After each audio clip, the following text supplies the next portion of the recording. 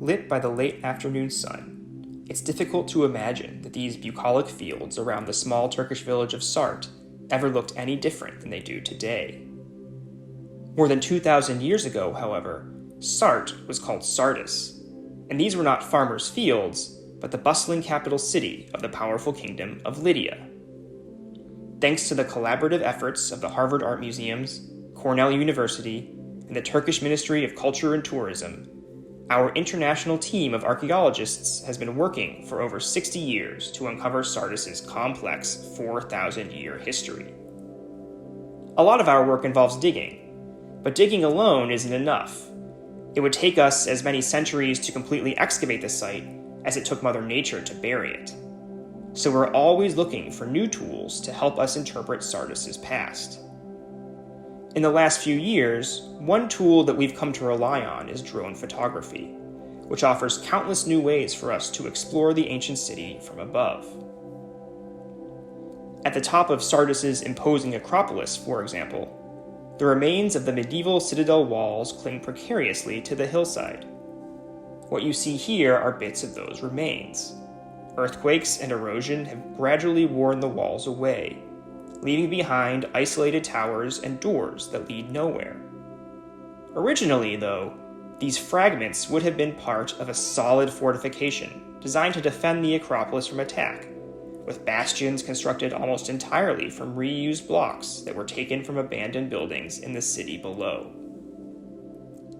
The rugged cliffs make conventional survey methods impossible, so we've used the drone instead.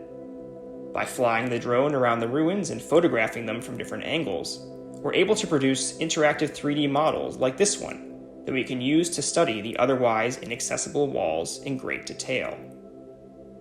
The process has also allowed us to identify parts of the cliffs that have fallen away, to map out where now missing sections of the wall once stood, and to recognize areas that are in danger of falling in the future.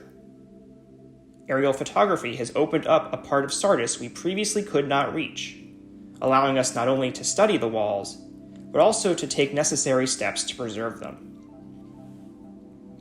Drone photography is also an important resource in our effort to reconstruct the city's monumental western gate. In 2014, we discovered these marble blocks lying on top of Sardis's main Roman road, right where it enters the city. They seem to be the ruins of a massive archway, the largest arched gateway that we know of from the Roman Empire, which was toppled by a massive earthquake in the 7th century CE.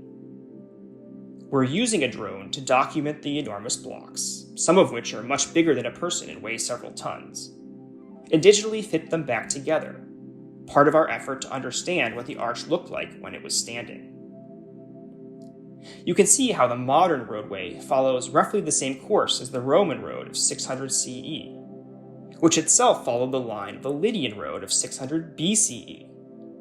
This is a complex area where layers of history come together. Thanks to the drone, we can model the terrain and visualize how different ancient buildings fit together, and we're using those capabilities to digitally reconstruct the city with models like this one, showing Roman period Sardis.